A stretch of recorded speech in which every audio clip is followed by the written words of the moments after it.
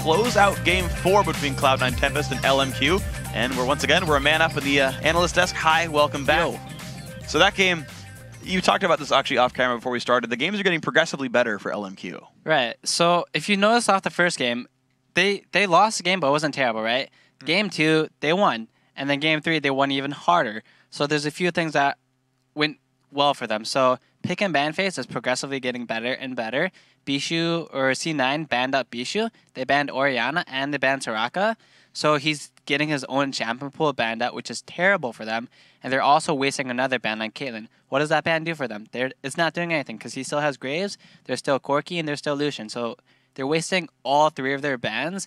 And when you're doing that, you're not going to have a good time in pick and ban phase. It feels like they are sort of losing focus as the series goes deeper and deeper.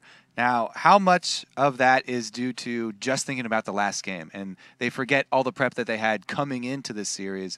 Are they just playing super reactive, or what do you think is the problem going on with right? bans? So I walked by their room both times after the loss. Actually, I'm not eavesdropping or anything, but when you walk by, you can hear them, right? So they keep talking about their mistakes or what they should they're talking about the game that just happened instead of looking towards the future.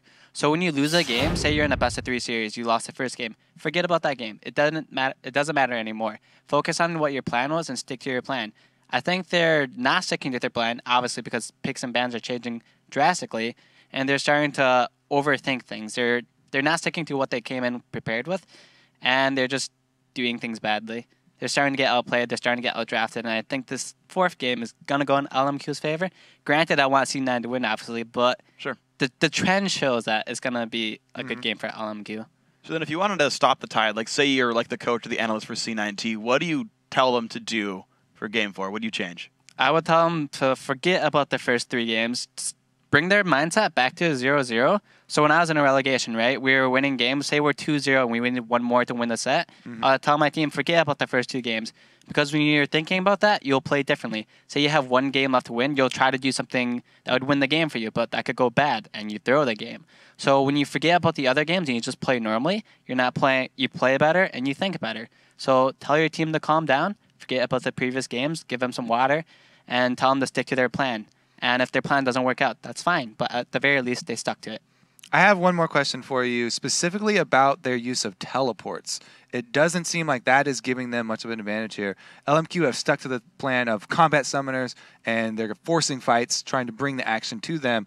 Do you think that Cloud9 just need to use their teleports better, or drop those summoner spells? So that game right there, if they use their teleport better, they definitely could have won that game. For example, I think they got quadrant or something near that mid and inner turret. Instead of Izuki teleporting back, I think he should have just kept pushing bottom. Yeah. He would have got that turret. He may have gotten an inhibitor turret. And at that point in time, I think it's better to do a trade. You're losing the game, so do your best to try and trade objectives. Give him mid turret, delay their backs, but let him push bottom. So for example, when we were playing against Coast in the LCS of our last week, we were losing the game really hardly, right? Yeah. So at that point in time, we're like, hey, Midos, go bottom, have fun down there, do what you can. They started pushing our top inhibitor. We were like, hey, don't fight them. That's how we lose the game. And stall them out. Just delay their backs, let them try and take the turret, but do it slowly and don't die. And in that game, C9 was like, hey, let's fight this. I don't know why they're trying to fight it, but they shouldn't fight it. They have teleport. Let him use teleport. Don't force him into a bad spot. And they kept forcing Yuzuki into a bad spot. Yeah. It's a very tricky summoner spell to use, and it doesn't look like they put in enough practice with them. Right. All right, well, hi, thank you very much. That's the time we have because we're going to get ready now for the Game 4 here. LMQ could close it out and make it 3 in a row in this series. Champs like about to go under.